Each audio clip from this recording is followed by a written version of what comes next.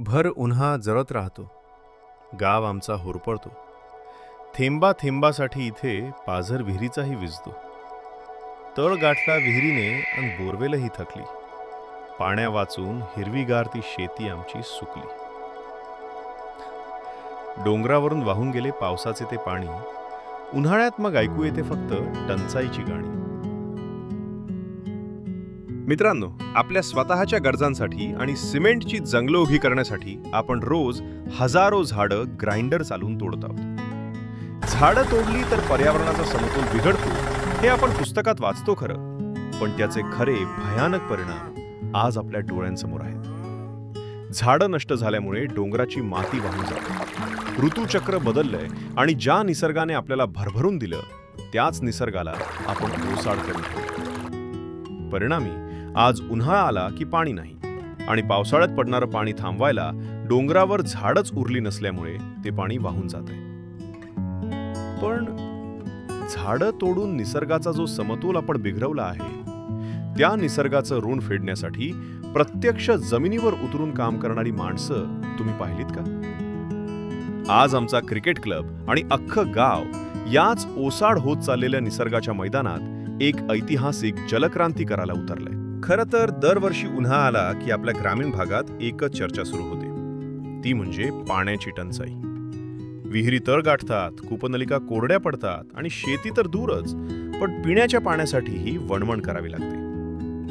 पण विचार करा, निसर्गाकडून आपल्याला दरवर्षी कोट्यावधी लिटर पाणी पावसाच्या रूपाने मोफत मिळतं. मग तरीही उन्हाळ्यात पाणी का संपतं?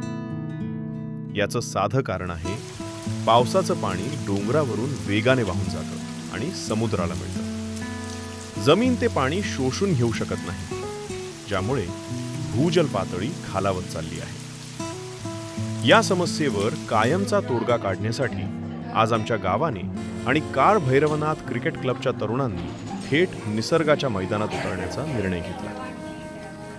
गप्पा मारण्यापेक्षा प्रत्यक्ष कृती कशी बदल घडवू शकते हे आज आपण या व्हिडिओत पाहणार आहोत. जलसंधारणाचा सर्वात पहिला आणि महत्त्वाचा नियम म्हणजे वाहत्या पाण्याला चालायला लावा, चालत्या पाण्याला थांबायला लावा आणि थांबलेल्या पाण्याला जमिनीत जिरवायला लावा.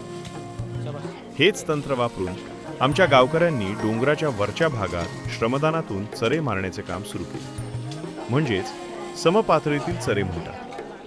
हे चरे खोदण्यामागे एक मोठे शास्त्र आहे. जेव्हा डोंगरावरून पावसाचे पाणी वेगाने खाली वाहते तेव्हा ते आपल्यासोबत सुपीक मातीही वाहून नेते. पण जेव्हा हे पाणी या चऱ्यांमध्ये अडकते तेव्हा त्याचा वेग पूर्णपणे थांबतो. पाणी तिथेच स्थिरावते आणि हळूहळू जमिनीत पाझरते. यामुळे डोंगराच्या पायथ्याशी असलेल्या सर्व विहिरींची पाणी पातळी उन्हाळ्यातही टिकून राहण्यास मदत होते. आपण जे उपक्रम आता राबवलं आहे ते गावासाठी किती महत्त्वाचं आहे आणि कुठपर्यंत ते राहू शकतं? केसीसीने हा संकल्प 6 वर्षापूर्वीसुद्धा हाती घेतला होता. 6 वर्षाच्या नंतर ज्या चरी म्हणजे पाणी अडवा पाणी जिरवा ही मोहीम जी हाती घेतली होती 6 वर्षापूर्वी, ते 6 वर्षानंतर जे चरी मारल्या होत्या मोठमोठ्या, त्या चरीमध्ये मग पाण्याचा लोट येऊन त्या चरी भरल्या गेल्या.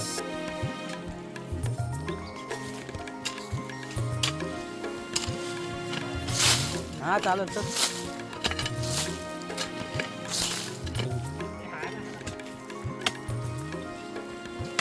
हा एप्रिल मे मध्ये हा पाणीसाठा कमी होतो, म्हणून केसीसी आणि मनेरी नाणेवली ग्रामस्थ अखंड ग्रामस्थ मंडळाने हा पुन्हा यावर्षी आज पाणी अडवा पाणी जिरवा ही मोहीम हाती घेतलेली आहे. आणि ते फायद्याचे म्हणजे गावाला म्हणजे विशेषतः महिलांना त्या पाण्याचा त्रास होऊ नये म्हणून ही हाती मोहीम घेतलेली आहे. आणि ही हाती मोहीम मुंबई केसीसी आणि स्थानिक ग्रामस्थ याच्या वतीने ही मोहीम आता आम्ही या जंगलामध्ये या रानामध्ये जिथून पाण्याचा प्रवाह म्हणजे पान उतार जी जागा आहे तिथे या चरे खोदण्याचं आम्ही कार्य आणि ही मोहीम हाती घेतलेली आहे. पाणी अडवा पाणी जिरवा हा उपक्रम आम्ही हाती घेतला आहे. त्यांना शोषखड्डे म्हणतात. पावसाळ्यामध्ये पाण्याचा प्रवाह यांच्यामध्ये येऊन पाणी जमतो आणि तोच पाणी खाली जमिनीमध्ये जिरून आपल्या गावासाठी त्याचा पाण्याचा पाठपुरावा होतो. त्यासाठी हा मी उपक्रम हाती घेतला आहे.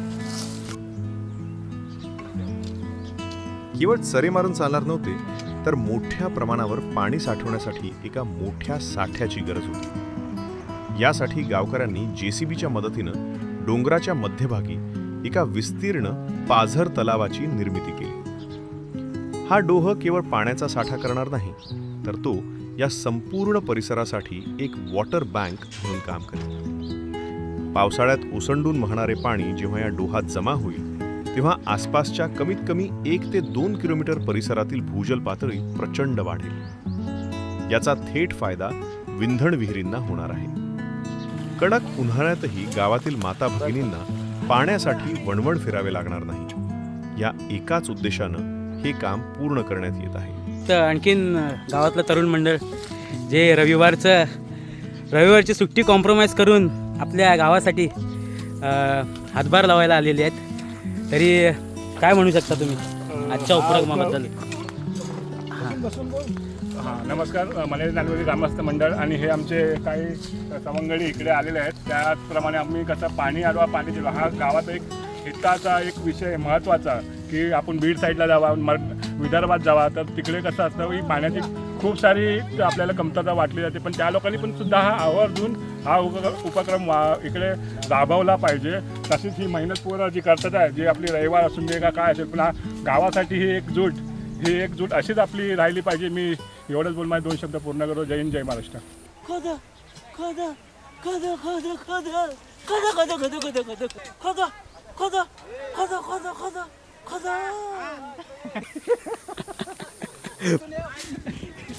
हे बघा, हे गावातल्या महिला मंडळ सुद्धा ह्या उपक्रमामध्ये सामील झालेले आहेत. आणि दरवेळेला जेव्हा काही गावाचा कार्यक्रम असतो तेव्हा हे महिला मंडळ सुद्धा उत्साहाने म्हणजे पाठीशी असतात. तरी आपल्या गावातल्या ह्या सगळ्या महिला मंडळ आम्ही प्रत्येक वर्षी मुलं आमची असे कामं करतायत. काय? मुंबईवर नोकऱ्या सोडून इकडे कामं करतात. चरी खोदायच्या, पाणी अडवा, पाणी जिरवा, झाडे लावा, झाडे जगवा, हे आमची मुलं सर्व काही काम करतायत. का केलं पाहिजे, का करतात ते? पाण्यासाठी, पाणी मिळावं ह्या कारणाने. ओके. हां, हे आहेत विलास जी. तर तुम्ही काय म्हणाल, म्हणजे हे उपक्रम राबवले आहे गावाने, तर काय तुम्ही म्हणाल? याच्या आधी असा उपक्रम राबवलेला आणि तसाच एक उपक्रम आता राबवण्यात आला. धन्यवाद.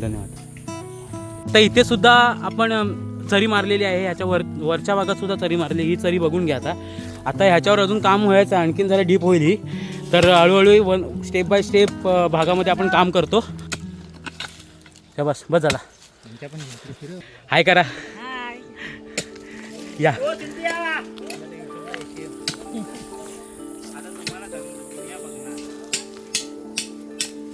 काका, याला काय म्हणतात? भोपूर. कशासाठी? कशाचे? हा औषध आहे. हा जखमेवर जखम सुकवण्यासाठी याची पावडर येतो. अच्छा. ओके, धर.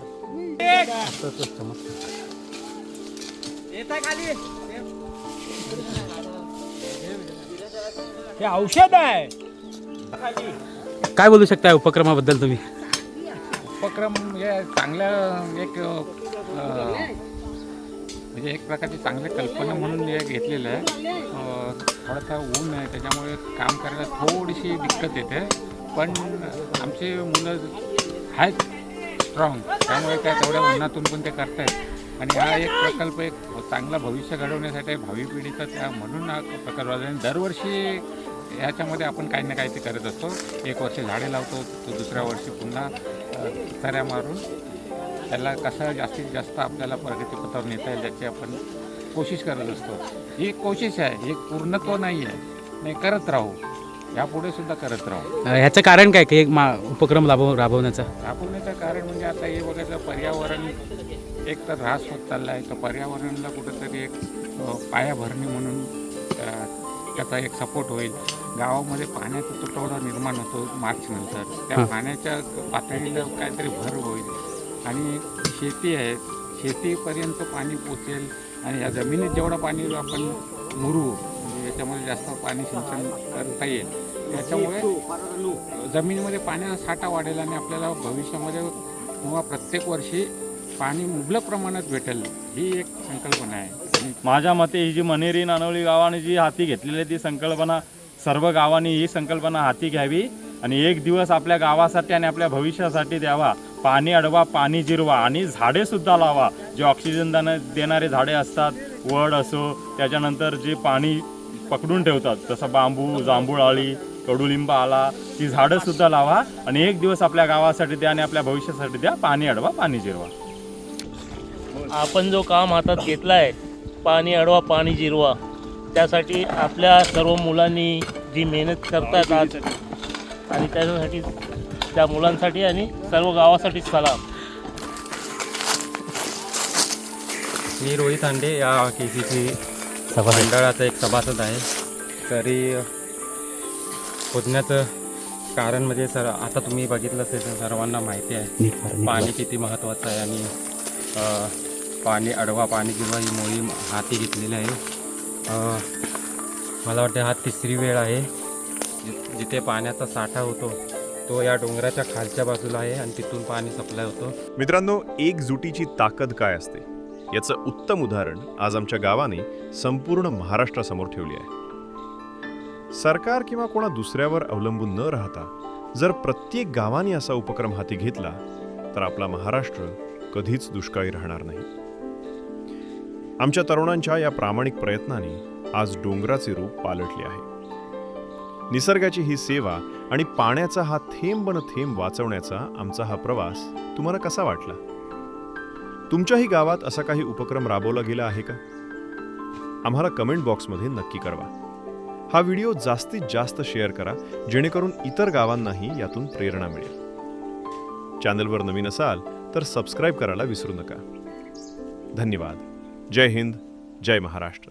एक दिवस आपल्या गावासाठी आणि येणाऱ्या भविष्यासाठी पाणी अडवा पाणी जिरवा. एक दिवस गावासाठी आणि भविष्यासाठी पाणी अडवा पाणी जिरवा. एक दिवस गावासाठी. एक दिवस गावासाठी आणि भविष्यासाठी पाणी अडवा पाणी जिरवा. एक दिवस गावासाठी भविष्यासाठी पाणी अडवा पाणी जिरवा. एक दिवस गावासाठी आणि भविष्यासाठी पाणी अडवा पाणी जिरवा. बोला. एक दिवस गावासाठी आणि भविष्यासाठी पाणी अडवा पाणी जिरवा. वापस एकदा. थांबा.